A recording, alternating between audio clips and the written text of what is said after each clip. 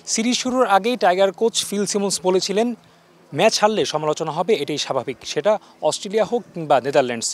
এই নিয়ে তিনি চিন্তা করেন না, তার চিন্তা কেবল ভালো ক্রিকেট খেলায়। পরিবর্তনের বার্তা দিয়ে টাইগারদের শুরুটাও হয়েছে বেশ দারুণ। প্রথম ম্যাচে বল হাতে তাসকিন তুলেছেন 4 উইকেট। লিটনের ব্যাট হেসেছে 50 করে।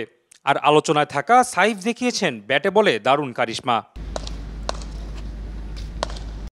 ম্যাচ জয়ের চেয়ে কোয়ালিটি ক্রিকেট খেলাটাই খেলতে চেয়েছিলেন কোচ ফিল সিমন্স। প্রথম ম্যাচে সেটার ফলাফলও পেয়েছেন, তাই কিছুটা স্বস্তিতেই থাকার কথা তার।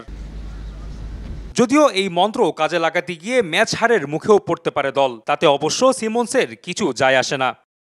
এদিকে ম্যাচের একাদশে সুযোগ পেয়েই নিজেকে মেলে ধরা সাইফকে নিয়েও আলোচনার কোনো কমতি নেই, যদিও বিষয়টা অন্যভাবেই দেখছে সিনিয়র সহকারী কোচ মোহাম্মদ সালাউদ্দিন। আমি আগেও রিকোয়েস্ট করছি যে কাউকে খুব তাড়াতাড়ি আকাশে তুলে ফেলবে না, কাউকে তাড়াতাড়ি নিজে নামায় দিন। ভালো খেলেছে, কামব্যাক করেছে, যে এটা আসলে স্ট্রং মেন্টালিটির একটা পরিচয়। যে কোনো মানুষের যখন আপনি ব্যাক করে চলে যাবেন, সেখান থেকে সবাই আসলে বেরিয়ে আসতে পারে না। যেহেতু ওর পিছনে একটা তকমা ছিল যে টেস্ট প্লেয়ার, সে হয়তো সাদা বলে খেলতে পারে, সেখান থেকে সে বেরিয়ে এসে যে ক্যারেক্টারটা শো করেছে, এটা আসলে সবার ভিতরে থাকে না। এই সিরিজ জয়ের চেয়েও বাংলাদেশের বেশি প্রয়োজন টি-20 খেলার ধরনে পরিবর্তন আনা।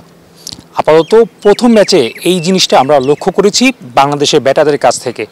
এখন দেখার বিষয় বাকি 2 ম্যাচে কেমন খেলেন লিটন কুমার দাস কিংবা সবকিছু যদি ঠিকঠাক থাকে এবং কোচ ফিল সিমন্স এবং সালাউদ্দিন যেই বিষয়ে ইঙ্গিত দিয়েছেন বাংলাদেশ খেলার ধরনের পরিবর্তন আনা, এই পরিবর্তন আসলেই এশিয়া কাপের সফলতা কিংবা 2026 বিশ্বকাপেও আমরা দেখব নতুন এক বাংলাদেশকে।